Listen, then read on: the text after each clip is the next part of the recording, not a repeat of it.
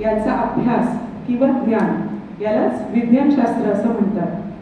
विज्ञानाचे मूलभूत ज्ञान आवश्यक आहे, कारण ते आपले जीवन सोपे करते आणि आपली क्षितिजे विस्तृत करत असते. मुलांना पाठ्यपुस्तकात आपण विज्ञानाचे पाठ अभ्यासत असतो, पण ते शिकणं म्हणजेच आपण विज्ञानाचे विद्यार्थी झालो का? तर नाही. आपल्याला प्रायोगिक दृष्ट्या पण विज्ञान अवगत झालं पाहिजे. आणि असेच काही प्रयोग आणि माहितीचा खजाना घेऊन सोलापुरात आलेले आहेत नेहरू सायन्स सेंटरचे संचालक माननीय डॉक्टर उमेश कुमार रस्तोगी सर. त्यांच्या समवेत सोलापूर जिल्ह्यात प्रायोगिक विज्ञानाचा पाया रचणारे आपल्या सोलापूर विज्ञान केंद्राचे निर्माते तथा सोलापूरचे ज्येष्ठ शास्त्रज्ञ माननीय डॉक्टर व्यंकटेश गंभीर सर, उपस्थित शिक्षक, शिक्षकेतर वृंद आणि प्रिय विद्यार्थी मित्रांनो, आपल्या सर्वांचेच मी या कार्यक्रमामध्ये शाळेच्या वतीने मनपूर्वक स्वागत करते. मुलांना आपल्या सोलापुरात जसं सायन्स सेंटर आहे तिथं आपण बऱ्याच वेळा भेट दिलेली आहे आणि आपल्या पुस्तकातील जी विज्ञानाची नियम आणि तत्वे आहेत तर ती तिथं प्रायोगिक दृष्ट्या शिकायला आपल्याला सोपं झालेलं आहे. तसेच आपल्या देशभरात एकूण 26 सायन्स सेंटर्स आहेत आणि त्यांच्या 48 मोबाईल व्हॅन्स आहेत आणि या व्हॅन्सच्या द्वारे ते अगदी खेड्यापाड्यापर्यंत विज्ञान हे प्रचार आणि प्रसार करण्याचं काम हे व्हॅन करत असतात. तर आपल्या शाळेत देखील सोमवारी ही मोबाईल व्हॅन येणार आहे आणि यावेळेचा त्यांचा विषय आहे हेल्थ अँड हायजीन. तर या विषयावर आपल्याला अगदी विस्तृत माहिती या व्हॅनद्वारे मिळणार आहे. आज आपल्या समवेत नेहरू सायन्स सेंटरचे संचालक माननीय श्री उमेश कुमारजी आहेत. मी त्यांचं शाळेच्या वतीने मनपूर्वक स्वागत करते.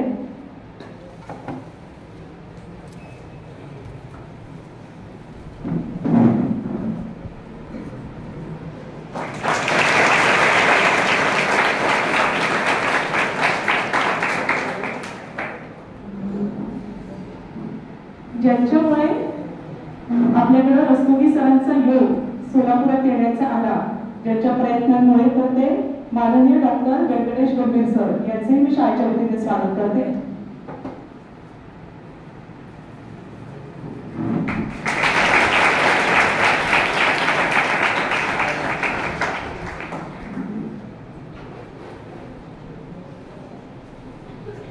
यानंतरची सूत्रे मी डॉक्टर उमेश कुमार यांच्याकडे सुपूर्द करते आणि त्यांना विनंती करते की त्यांनी आमच्या या 9वी आणि 10वीच्या विद्यार्थ्यांसाठी संवाद साधावा.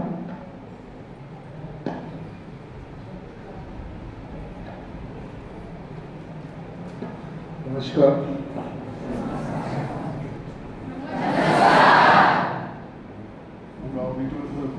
इतने सारे बच्चे बैठे हैं तो आवाज लगना चाहिए कि बच्चे बैठे हैं. अभी आया कुछ लगा. आप लोग कितने लोग हैं साइंस सेंटर में? मुंबई म्हणता ना आपला गए हैं. मुंबई कौन कौन गया है? सब लोग मुंबई जाके आए. साइंस सेंटर में कोई नहीं गया. तो नेक्स्ट टाइम जब जाएंगे तो साइंस सेंटर में जरूर जाओ. थोड़ा सा समय निकालो. हम क्या करते हैं, कैसे करते हैं, थोड़ा सा आप लोगों को पता चलेगा उससे. कितने लोग हैं जो साइंटिस्ट, इंजीनियर या डॉक्टर बनना चाहते हैं? शर्माइए मत, थोड़ा बोलिए ना. कोई नहीं बनना चाहता इंजीनियर, डॉक्टर. ये थोड़ा अलग ही लग रहा है क्योंकि आज के टाइम में कोई माँ बाप जो है, सभी माँ बाप अपने बेटे को इंजीनियर या डॉक्टर बनाने में लगे हैं. यहाँ कोई हाथ ही खड़ा नहीं कर रहा है. अभी कुछ दिख रहा है. थोड़ा जोर से पूछा करना, पता चलेगा.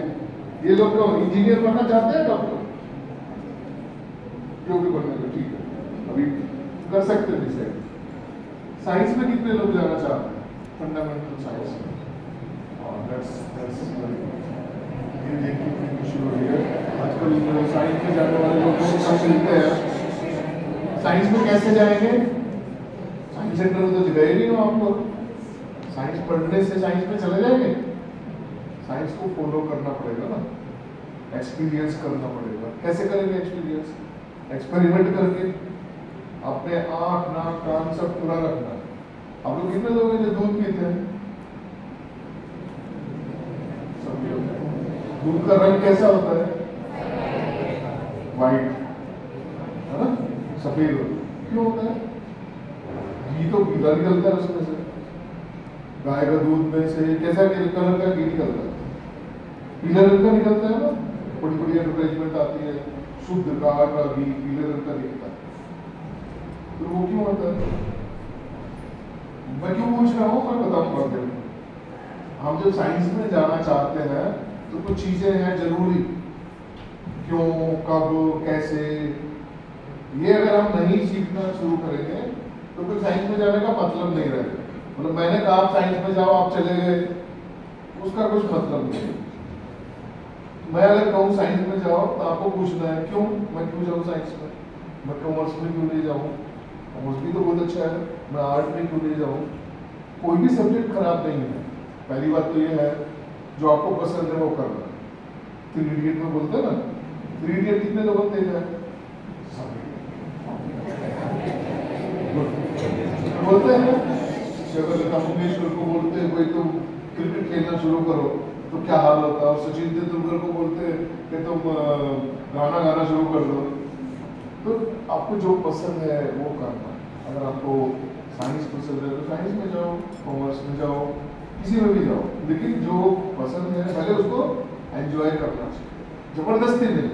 क्योंकि माता जी कह रही हैं या पिताजी कह रहे हैं या मेरा भाई कह रहा है या हमारे घर में सब इंजीनियर हैं तो मैं भी इंजीनियर बनना, ये नहीं। उसको भेड़ चाल कर अंधविश्वास जो शब्द हम बार बार इस्तेमाल करते हैं, वो अंधविश्वास का मतलब ये नहीं है कि जो केवल धर्म में विश्वास करते हो या जो पूजा पाठ करते हो। अंधविश्वास का मतलब क्या है? ऐसा विश्वास जो आप अंधेपन को कर, आंख पे पट्टी बांध के कर। मैंने कुछ कह दिया तो भाई 2 2 4 होते हैं, आपने मान लिया। 2 2 5 भी हो सकते हैं। एक फिल्म था उसमें 2 2 5 होते थे। तो हमें पता होना चाहिए, लॉजिक पता होना चाहिए, हमें रैशनलिटी होना चाहिए। हमें ऐसा है तो क्यों है। जब हम वो सोचना और प्रश्न पूछना शुरू कर देंगे तो फिर आप मान लीजिए आप साइंस में या किसी भी चीज में जाने के लिए तैयार हो। ठीक है, जैसे मैंने पूछा आप दूध पीते हैं, सफेद होता है, सभी को मालूम है, तो सफेद क्यों होता है? कोई भी चीज सफेद क्यों होती है?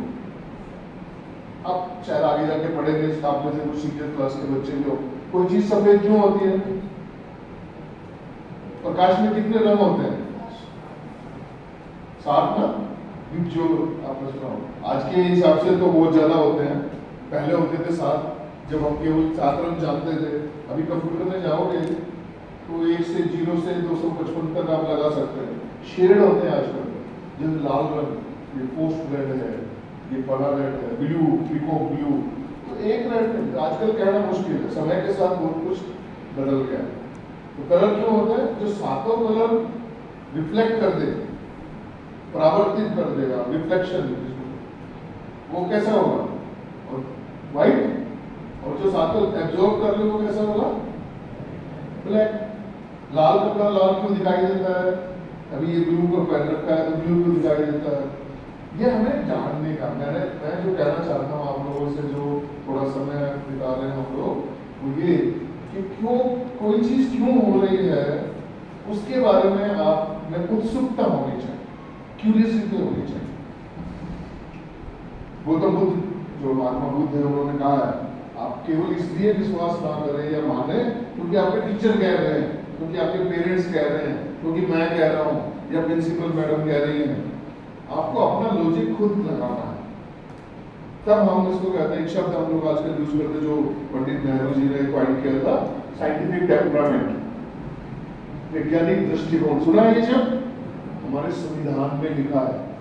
मेरे ख्याल है हमारे अपना एक संविधान ऐसा है पूरे वर्ल्ड में जिसमें साइंटिफिक टेम्परामेंट शब्द है। आपका वैज्ञानिक दृष्टिकोण होना चाहिए, आप में प्रश्न पूछने की क्षमता भी होनी चाहिए और आपको प्रश्नों का जवाब देने का भी आपका अधिकार है, दायित्व है। अधिकार तो वो होता है जो हमें चाहिए, दायित्व वो होता है जब हम दूसरों को देते हैं। तो आपका दायित्व बनता है कि आपको प्रश्नों का जवाब आपको देना पड़ेगा। तो हमारा अपना संविधान ही है खाली भारत का, जिसमें हम ये शब्द यूज करते हैं, साइंटिफिक टेम्परामेंट, वैज्ञानिक दृष्टिकोण। यानी आपकी सोच में थोड़ा सा वैज्ञानिक मन होना चाहिए। वैज्ञानिक क्या करता है? वही तो करता है। कोई जो गंभीर सर बैठे हैं, इन्होंने बहुत रिसर्च किया है, तो रिसर्च क्यों ऐसा इसलिए होता है क्योंकि उसके पीछे कुछ लॉजिक है।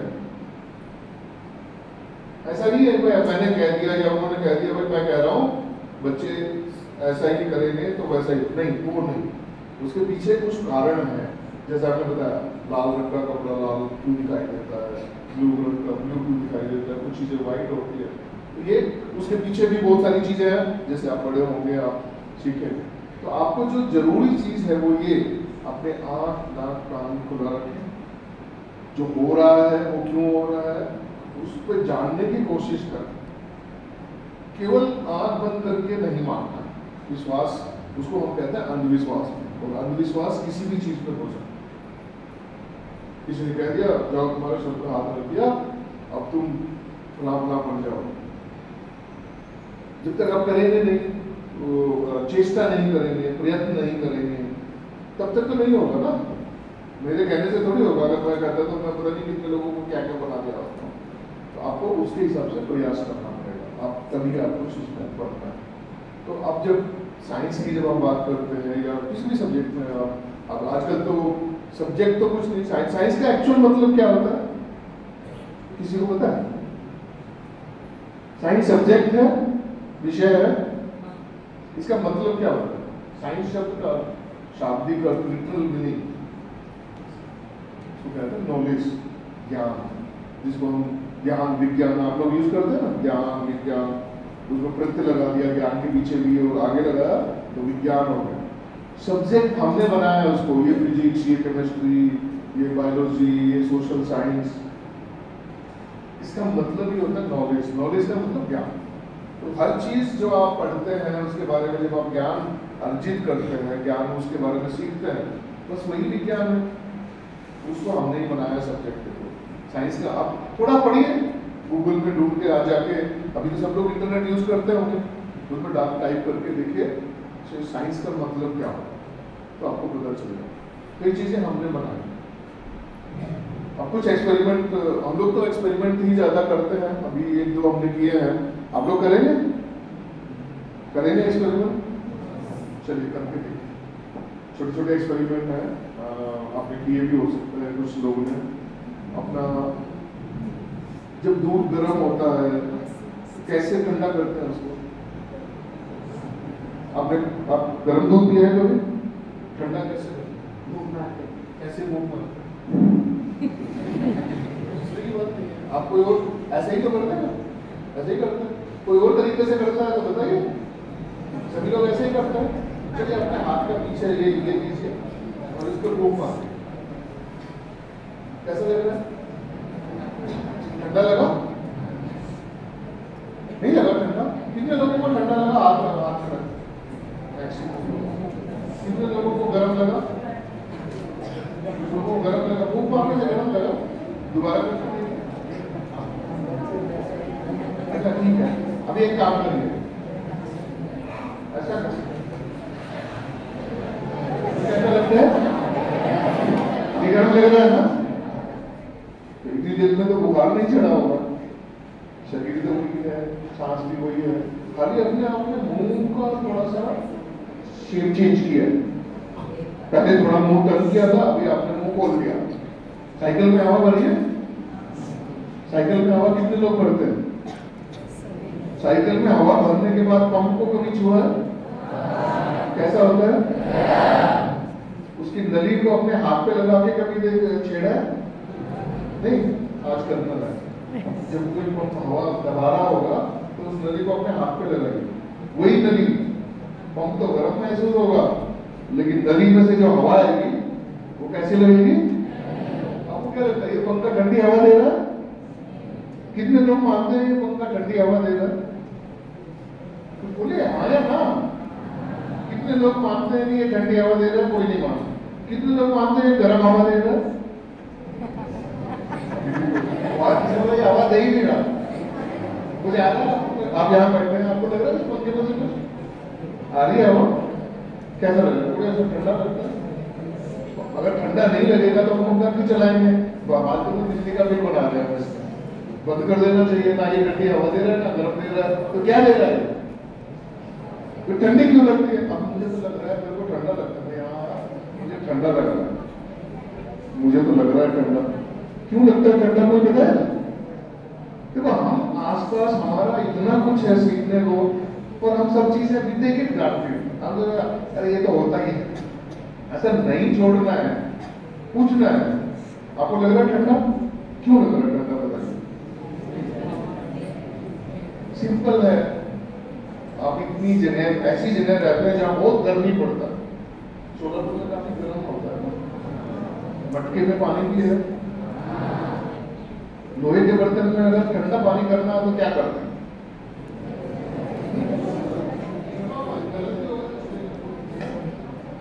उस मटके को कपड़ा लगाते हैं।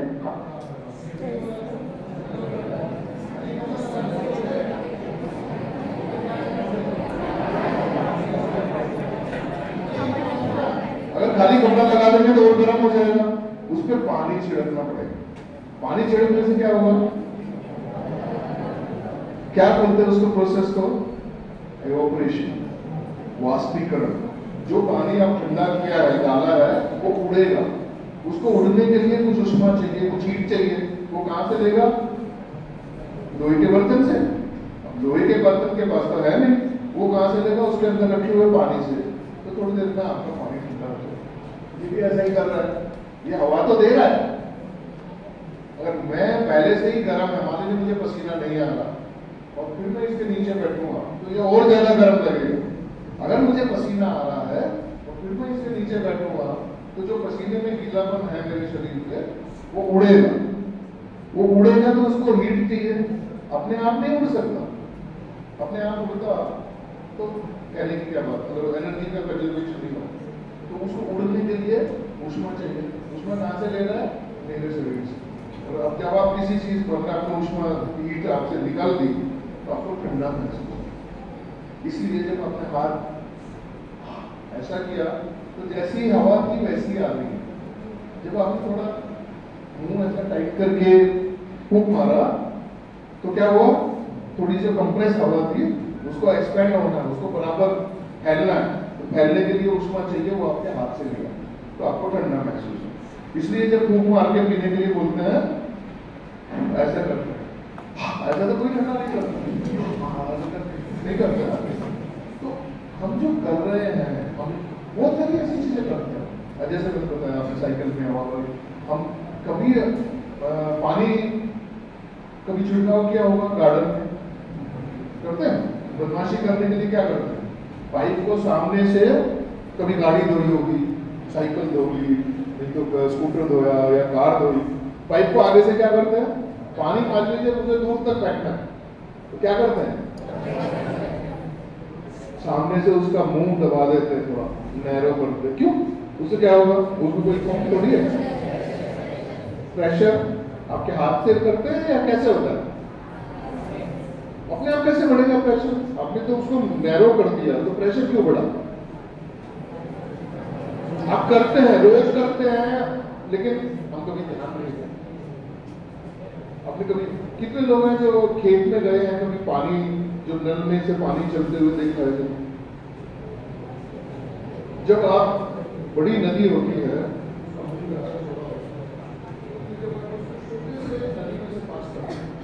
तो क्या होता है? आपको लगेगा पानी बहुत तेजी से जा रहा है, होता है नहीं होता है? तो वही होता है आपका। इसके पीछे एक प्रिंसिपल है, आप शायद अभी नहीं पढ़े होंगे, पर इक्वेशन ऑफ कंटिन्यूटी है, बर्नौलीज प्रिंसिपल है। पर जब एरिया कम होता है तो जैसे कहा आपने, प्रेशर का तो होता है उसमें, तो ये चीजें आप रोज करते हैं। बस एक ही निवेदन है मेरा आपसे, रिक्वेस्ट है कि जो हो रहा है उसको होने ना दें।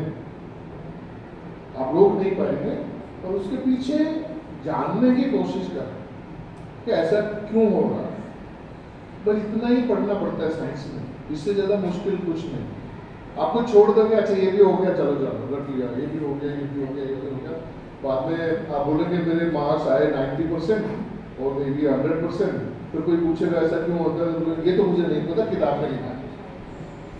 उससे कुछ पर्पस सोल्व नहीं होगा, उससे कुछ पर्पस सोल्व। अगर आप समझेंगे उसके पीछे का कारण तो आपको ज्यादा आनंद भी आएगा, यू लव इट, उसको एक्सपीरियंस करें।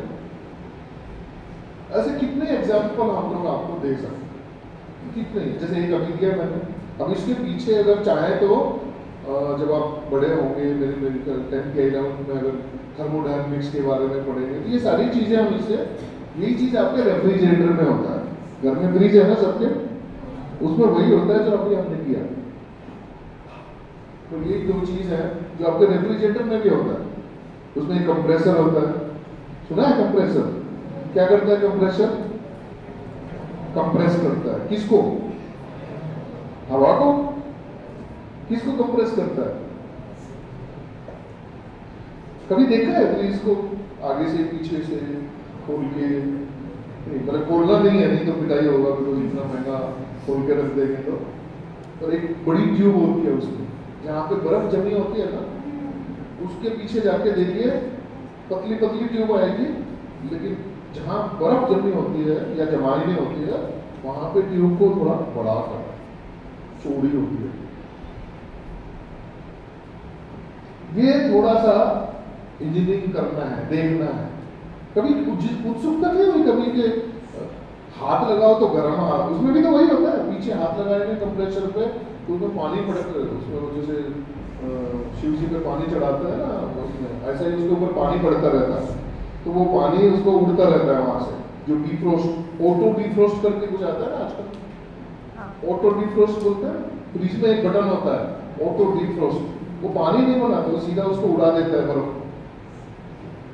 ये जो रोजमर्रा की जिंदगी में हमारे पास इतना कुछ सीखने को है, पर हम किताबों में इतने उलझ गए हैं मार्क्स लेने में कि हमने वो सारी चीजों का आनंद छोड़ दिया। कुछ भी करते हैं तो बस हो रहा है, हम ध्यान भी नहीं देते। अब स्कूल में आते हैं, आप अपना बैग लगाते हैं, स्कूल बैग लगाते हैं, कैसे लगाना चाहिए बैग? जो किताब आई सामने रख दिया, बड़ी किताब होगी, छोटी किताब होगी, नोटबुक होगी, उसके पीछे भी आप साइंस बना सकते। ये कभी किसी ने कोशिश किया बैग को अच्छे से लगाने का? पहाड़ पे चढ़ते हैं, बैग कैसे लगाते हैं?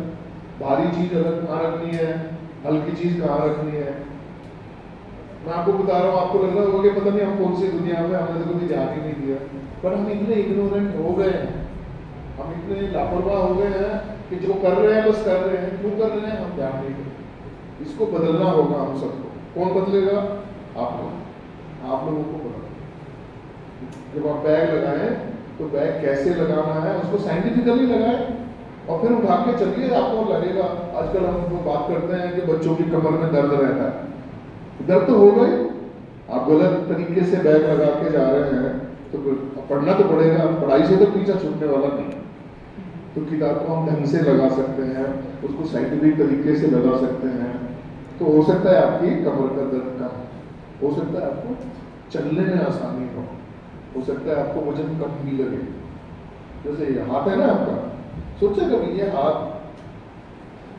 छोटा बड़ा होता तो कैसा होगा? करके देखिए, ये जो हाथ है ये इतना है, उंगली ये है, ये है, ये है। सोचो उल्टा, अगर इनको उल्टा कर दे तो क्या होता? कभी सोचे? ये पैर है, यहाँ से यहाँ तक है क्या? अगर ये बड़ा होता और ये छोटा होता तो क्या होता?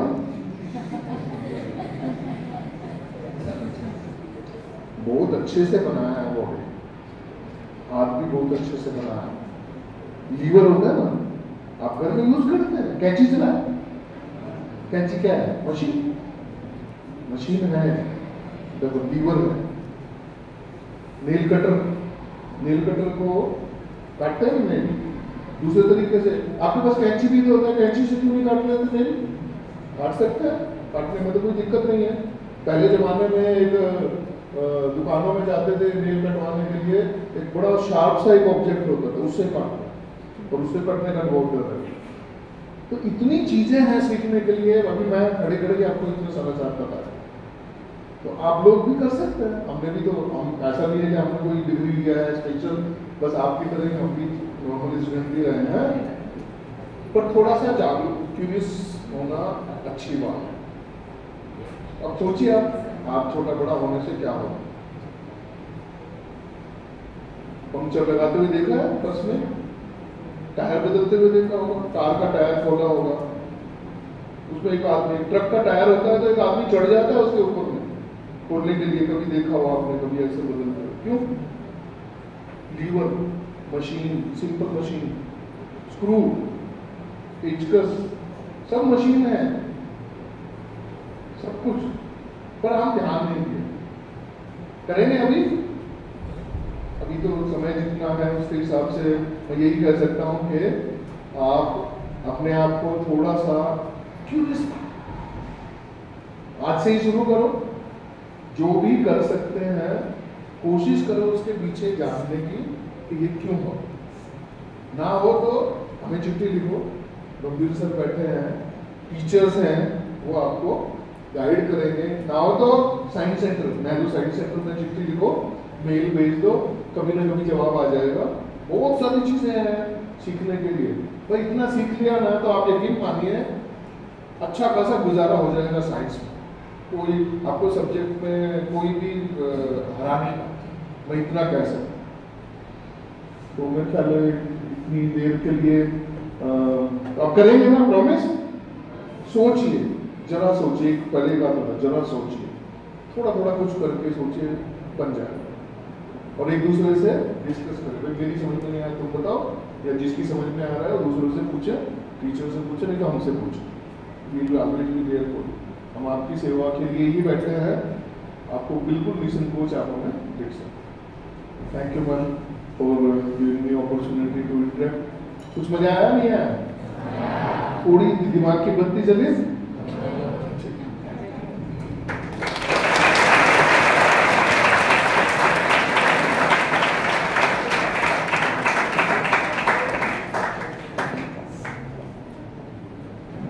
आदरणीय श्री व्यंकटेशराव मेहसर यांना मी विनंती करते की त्यांनी आमच्या विद्यार्थ्यांना मार्गदर्शन करावे.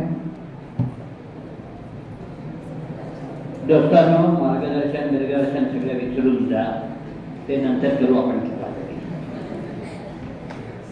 आता उमेश सर तुम्हाला जे काही सांगायचा प्रयत्न करत होते ते जरा तुम्हाला जास्त कॉन्क्रीट सांगितलं तर जास्त बरं होईल असं वाटलं, म्हणून आता मी 2 मिनिटं फक्त बोलणार.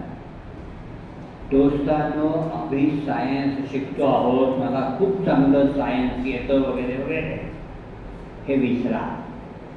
याचं कारण तुम्हाला 100 पैकी 100 नाही, 100 पैकी 105 मार्क जरी मिळाले तरी आजच्या दुनियेमध्ये तो कागद असा बाजूला फेकणार आहेत लोक. सगळ्या जगात आता ही पद्धत की तुला मार्क किती पडले, काय ते पुस्तक पाठ करून इथं काय पाठ करून कोंबून ठेवलं त्याच्याशी आम्हाला काही घेणं नाही. याचं कारण कॉम्प्युटर, इंटरनेट, गुगल या गोष्टी अशा आहेत की जगातली कुठलीही माहिती हवी असली टक बटन असली येतच आहे. याचा केमिकलचा फॉर्म्युला काय आहे, त्याचा शोध पुढे लावला, ते काय झालं हे तुझ्या डोक्यात भरून ठेवलं, त्याचा काही काडीचाही उपयोग नाही. हे सगळ्या दुनियेला माहिती आहे. तुम्ही 100 पैकी 100 काय MSc ला मिळवा, नाहीतर आणखीन काही करा, नोकरीसाठी किंवा आणखीन कुठेही जाल तेव्हा काय होणार आहे त्याचा नमुना फक्त तुम्हाला मी आता सांगणार. 5वी पासून आपण सगळेजण शिकत आलो की आपल्या छातीमध्ये हृदय आहे, त्याला 4 कप्पे आहेत आणि ते सगळ्या शरीराला रक्त पुरवतं, फुफ्फुसाकडे जाऊन शुद्ध होतं वगैरे वगैरे सगळं पाठ केलं आहे. परीक्षेत असले प्रश्न असतात की या 4 मधल्या कुठल्या कप्प्याकडून फुफ्फुसाकडे रक्त येतं, यातल्या कुठल्या कप्प्यात अशुद्ध रक्त असतं. आपण इथं अगदी पाठ करून ठेवला, अटकून परीक्षेत लिहिलो काय पाठ 1 मार्क मिळाला, जोड्या लावा, गायलेले शब्द जे काय आहे. तुम्ही ज्या वेळेला नोकरी किंवा आणखीन कशासाठी जाल तेव्हा यातलं तुम्हाला कोणीच काही विचारणार नाही. हृदयाबद्दल माहिती आहे का रे? हो आहे की. किती पासून शिकला? 5वी पासून. केव्हापर्यंत? BSc MSc पर्यंत शिकलो. Very good. मला माहित नाही आहे, फक्त तू तुझा अंदाज सांग, जगातल्या कोणत्या प्राण्याचं हृदय जास्तीत जास्त मोठं असेल? असं म्हणल्यावर तुम्ही काय करणार आहे? किती जणांना उत्तर माहिती आहे आता? नुसते हात वर करा, बोलू नका काय. किती जणांना हात माहिती आहे हात वर करायचं. बघा 5वी पासून आपण सगळेजण शिकत आलेलो आहे. जगातल्या कुठल्या प्राण्याचं हृदय सगळ्यात मोठं असं विचारलं तर आपल्या दिवशी उत्तर नाही. याचं कारण तुमचं उत्तर काय असणार आहे ते पुस्तकात लिहिलं नव्हतं. पुस्तकात छापलं असतं तर आम्ही पाठ केलं असतं. पण आपण हे विसरून गेलोय की 5वी पासून असं लिहिलं आहे की हृदय हा आपल्या शरीरात असलेला एक पंप आहे. पंपाप्रमाणे तो रक्त पुढे ढकलत राहतो, तेच रक्त फिरवत राहतो सारखं. हे माहित नाही आहे का? माहिती आहे. पाण्याला, नळाच्या पाण्याला प्रेशर खूप कमी असलं, आमच्या वरच्या मजल्यावर पाणी चढतच नाही पहिल्या मजल्यावर. काय करतो आम्ही? टुल्लूचा छोटासा पंप असतो, तो नळाला लावतो आणि मग तो पंप ते पाणी वर चढवतो. तेही आपल्याला माहिती. माहित नाहीये का कोणाला? प्रत्येकाला माहिती आहे. प्रत्येकाने पंप बघितला. बर, ओळीने अशी 5 घरं आहेत रस्त्याच्या कडेला. त्या 5ही घरातल्या नळाला पाणी यायला पाहिजे. त्या म्युन्सिपाल्टीच्या नळाच्या तिथं पंप लावला छोटा, आता म्हटलं तसं 5ही घरात नळाला पाणी येतं. ते एका पुढे एकच्या ऐवजी एकावर एक 5 वर्षी आहे. तो पंप खाली लावला, 5व्या मजल्याला पाणी मिळणार का नाही मिळणार? नाही का?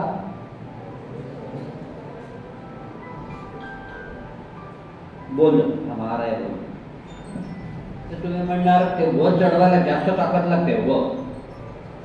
या सगळ्या गोष्टी जर माहिती आहे तर जगातल्या कोणत्या प्राण्याचा हृदय सगळ्यात मोठं याचं उत्तर 1 सेकंद पण नाही लागला पाहिजे. की ज्या प्राण्याचा मेंदू 5व्या मजल्यावर बसलाय, 3ऱ्या मजल्यावर बसलाय, तिथपर्यंत रक्त जर जायला हवं असलं, प्रेशर जास्त पाहिजे. प्रेशर जास्त पाहिजे म्हणजे स्नायू जास्त पाहिजे. स्नायू जास्त पाहिजे म्हणजे हृदयाचा आकार मोठा दाब होणारच आहे. कोण असेल? कोण असेल सांगा? अरे ब्लू व्हेलचा हृदय आणि मेंदू. ब्लू व्हेलचा मेंदू वरच्या मजल्यावर आहे का? फार उंचावर आहे का? ब्लू व्हेल कुठं राहतो? ब्लू व्हेल म्हणतोय तेव्हा कशाबद्दल बोलतोय एवढं तरी लक्षात येत आहे का? मासा आहे तो आडवा.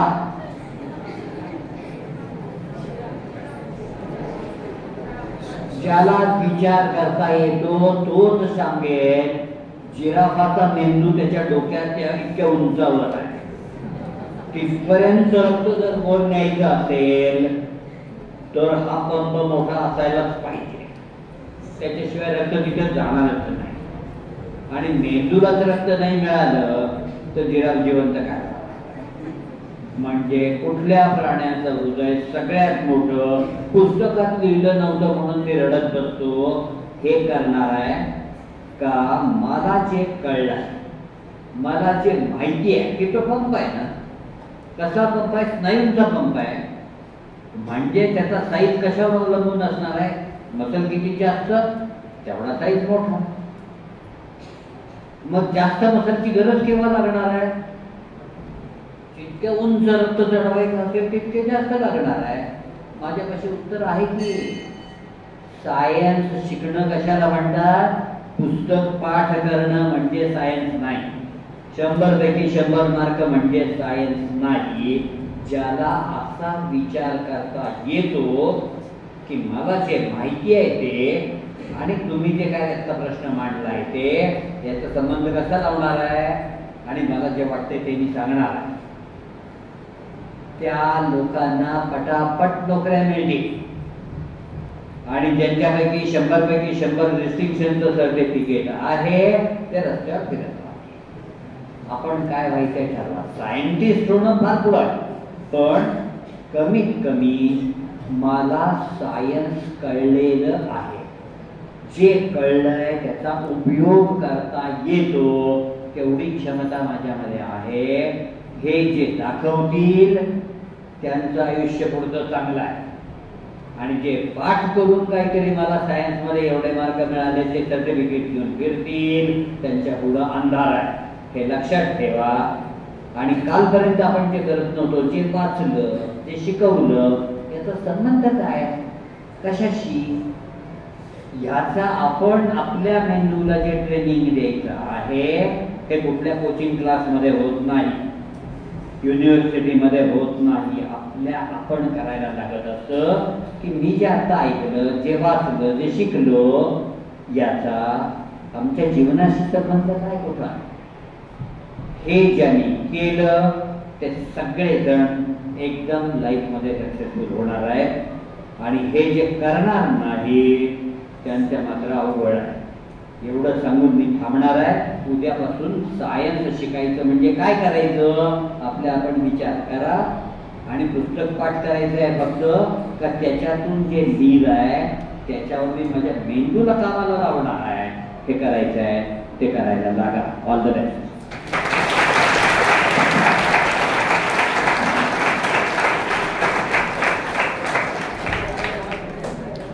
विद्यार्थी मित्रांनो, आषाढी एकादशी जवळ येते. वेगवेगळ्या संतांच्या वारत्या सोलापूर जिल्ह्यामध्ये प्रवेश करीत आहे. अशीच एक विज्ञानाची वारी आपल्या सोलापूरमध्ये घेऊन आलेले नेहरू सायन्स सेंटरचे संचालक माननीय श्री उमेश कुमार रस्तोगी सर यांचे मी प्रशालेतर्फे खूप खूप आभार मानते. सरांनी अगदी सोप्या गोष्टीमधून तुम्हाला सांगितलं की आपल्या सभोवताली प्रत्येक गोष्टीमध्ये विज्ञान आहे. आणि विद्यार्थ्यांनो, the good things about science is that it's true whether you believe in it or not. तुम्ही कोणतीही गोष्ट करा त्याच्यामध्ये वैज्ञान हे दडलेलंच आहे, वैज्ञानिक तत्व त्या ठिकाणी असणारच आहे. त्यामुळे सभोवताली जे आहे ते डोळे उघडून बघा असं सरांनी तुम्हाला नक्कीच आज सांगितलेलं आहे. सर, आज तुम्ही आमच्या शाळेमध्ये आलात, तुमच्या एवढ्या बिझी शेड्यूलमधून तुम्ही आम्हाला वेळ दिला त्याबद्दल मी प्रशालेतर्फे आणि आमच्या सर्वांतर्फे आपले शतशः आभार मानते. आम्हाला सरांचा हा योग घडून आणणारे आपल्या सोलापूरचेच आणि आमच्या हक्काचे श्री व्यंकटेश गंभीर सर यांचाही प्रशालेतर्फे खूप खूप आभार. आम्हाला हा कार्यक्रम उपलब्ध करून देणाऱ्या आमच्या प्रशालेच्या आदरणीय सौभाग्यवती श्रुती भाग्यवणी मॅडम यांचेही खूप आभार. पर्यवेक्षिका सौभाग्यवती सुष्मिता कडकासे, सर्व सहकारी शिक्षक, शिक्षकेतर वृंद आणि तुम्ही सर्व विद्यार्थी या सर्वांचे खूप खूप आभार. धन्यवाद.